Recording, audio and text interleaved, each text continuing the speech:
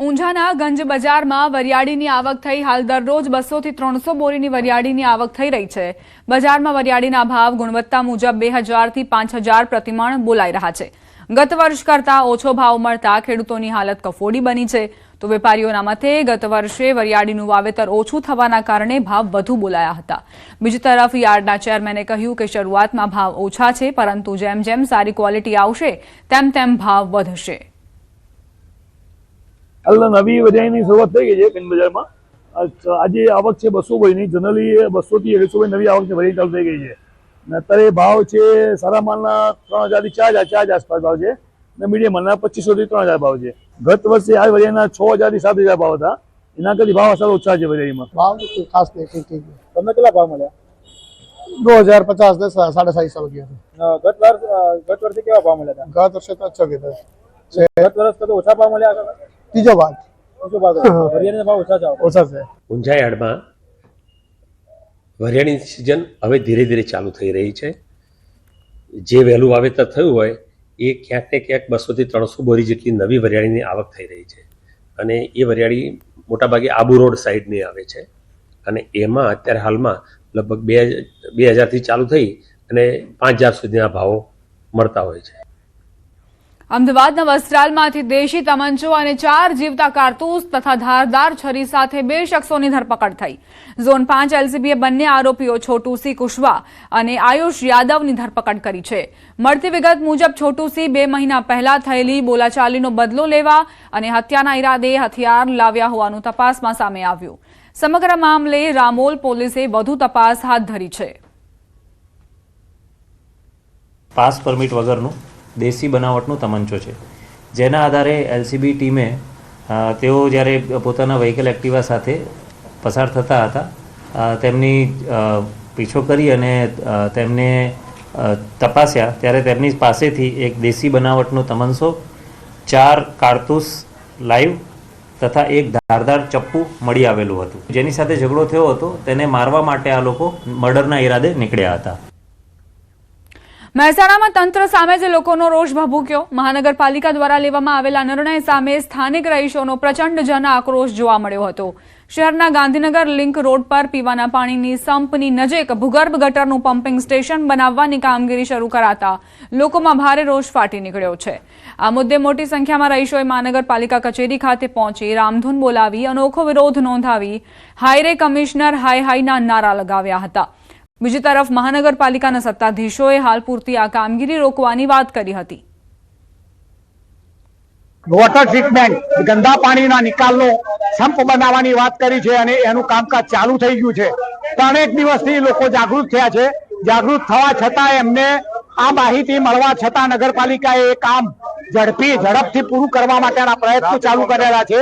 એટલે એનો વિરોધ કરી આજે લોકો ભેગા થયા છે। પીવાના પાણીની બાજુમાં સંપ હોવાના જો આખા ભારતમાં કોઈ જગ્યાએ પીવાના પાણીની અંદર આવો સંપ બાજુમાં નથી। ભવિષ્યમાં એવું બને તો આ સંપ લીકેજ થાય અને ઓલ ટોકીની અને નીચેના સંપની અંદર ખરાબ પાણી ઘૂસે તો માણસોના સ્વાસ્થ્યની હાનિકારક થાય અને ઇન્દોર જેવો કિસ્સો બને, 100-200 માણસ મરી જાય। તો એના માટે આ રેલી કાઢી અને આ સંપ બંધ કરાવવા માટે અમે આની કાર્યવાહી કરવા તત્પર થયા છીએ। મહેસાણામાંથી પમ્પિંગ સ્ટેશન બની રહ્યું છે બાબતે લોકો આવ્યા હતા। એમની રજૂઆત એવી હતી કે પમ્પિંગ સ્ટેશન અને પાણીનો સંપ બહુ નજીક બની રહ્યો છે, એટલે પાણી મિક્સ થવાથી ઇન ફ્યુચર ગંદુ પાણી આવશે અને સ્વાસ્થ્ય માટે હાનિકારક રહેશે, એવી રજૂઆત હતી। લગભગ 150 થી 200 લોકો આવ્યા હતા। અમે એમને હાલ પૂરતું એવું કમિટમેન્ટ આપ્યું છે કે હાલ પૂરતું કામ બંધ કરાવીએ છીએ અને આપણે જોઈ લઈએ છીએ એનો ઓપ્શન શું, અને આ બાબતે કોઈ તકલીફ ના પડે, કોઈ બેદરકારી ના રહી જાય એ બાબતે સ્થળ વિઝિટ કરીને જોઈ લઈએ છીએ, પણ હાલ ટેમ્પરરી આ કામ આપણે બંધ કરીએ છીએ। ગાંધીનગરના સેક્ટર 24, 26 અને 28 તેમજ આદિવાડા વિસ્તારમાં દૂષિત પાણીથી ટાઇફોઇડના કેસ સામે આવ્યા। પાણીની પાઇપલાઇન લીકેજ થતા બાળકો તેમજ સ્થાનિકો ટાઇફોઇડની ચપેટમાં આવ્યા। આ મામલે કેન્દ્રીય ગૃહમંત્રી અમિત શાહે ડેપ્યુટી સીએમ હર્ષ સંઘવી જિલ્લા કલેક્ટર સાથે સંપર્કમાં રહી વર્તમાન પરિસ્થિતિ અંગે વિગતો મેળવી યુદ્ધના ધોરણે કામગીરી કરવા સૂચના આપી। તેમજ ગાંધીનગર સિવિલ હોસ્પિટલ ખાતે પીડિત દર્દીઓ અને સગા માટે ભોજનની સુવિધા સુનિશ્ચિત કરવા અંગે પણ સૂચના આપી। પાઇપલાઇનનું તાત્કાલિક સમારકામ અને આ દુર્ભાગ્યપૂર્ણ સ્થિતિનો ફેલાવો વધુ ન થાય તે માટે આસપાસના વિસ્તારોમાં પણ પાઇપલાઇનની સઘન ચકાસણીના આદેશ આપ્યા છે। હાલ 94 દર્દી સારવાર લઈ રહ્યા છે. 75 હેલ્થ ટીમ દ્વારા સર્વે કરાયો છે. પાણી ઉકાળીને પીવા તેમજ બહારનો ખોરાક ન ખાવા લોકોને સલાહ આપવામાં આવી. રોગચાળાના નિયંત્રણ માટે પાણીના સુપર ક્લોરિનેશનની કાર્યવાહીને વેગવંતી બનાવવામાં આવી છે. जिला में पूरी एक टीम बनाई गई है, महानगर पालिका द्वारा भी पूरी एक टीम बनाई गई है. पानी का जो प्रॉब्लम था वो पूरी तरह से क्लियर कर लिया गया है और सभी कनेक्शंस और खास तौर पे कल ही 367 जितने पानी के टेस्ट लिए गए थे, सभी टेस्ट होके आ गए हैं. सभी मरीजों की देखभाल के लिए 22 डॉक्टरों की टीम बनाई है. इंसेंटिव स्पेशलिस्ट भी 3 लोगों को वहाँ पे रखा गया है. આદિવારમાં પાણી બોરનું બી આવે, તરેનું પરેશનું બી આવે, ટાંકીનું, અને આદિવારમાં પાણી ગટરનું બી આવે અંદર પાણી. એ બધું પાણી અંદર આવવાથી પબ્લિક બધી બીમાર છે. બી મારા ઘરમાં 2 જણ બીમાર છે. આખા આદિવારમાં 150 થી 200 માણસ બીમાર છે. બી હાલે ગટરનું પાણી બી મિક્સ આવે. મેં કમ્પ્લેન કરી તો કમ્પ્લેન અમારી કોઈ નોંધતું નહીં, આપતા બી નહીં હરખું કરવા. રજૂઆત તો 2-3 જગ્યાએ કરી પણ કોઈ ખબર નથી અમારી અરજી. અને સાહેબ નારું ગંદુ પાણી આવે એટલે કોઈ ગટરો પાણી ચકલીઓના હોલ પાડી મૂકી દીધા અને નારું ગંદુ ગટરનું પાણી બધું મિક્સ થઈ ગયું પાણી, અને બધું નારો રોગચાળા થઈ ગયા. નારે છોકરાઓ છોકરીઓ બધી બીમાર પડી ગયા, અમારા છોકરાઓ બીમાર પડી ગયા, અને અમે પૂરું કરીએ સાહેબ.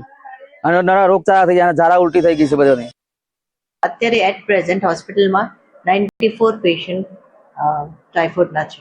પરિસ્થિતિ બધા પીડિયાટ્રિક બચ્ચાઓ સારા છે, સ્ટેબલ છે, અને એ લોકોને હજુ સિમ્ટમ્સ થોડા ઓછા થયા છે.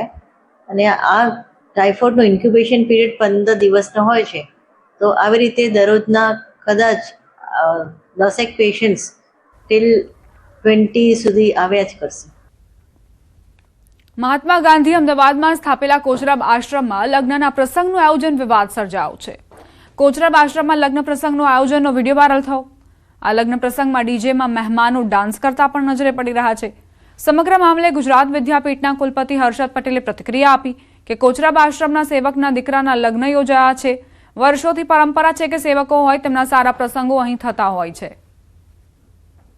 ગાંધીયન પરંપરા મુજબ પારિવારિક સભ્યોના સામાજિક પ્રસંગો માટે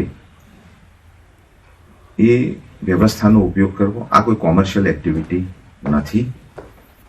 માંગલિક પ્રસંગો માટે એ વર્ષોથી ગુજરાત વિદ્યાપીઠમાં જે સેવકો છે એમના પારિવારિક પ્રસંગો માટે એમને અનુકૂળતા કરી આપવામાં આવે છે.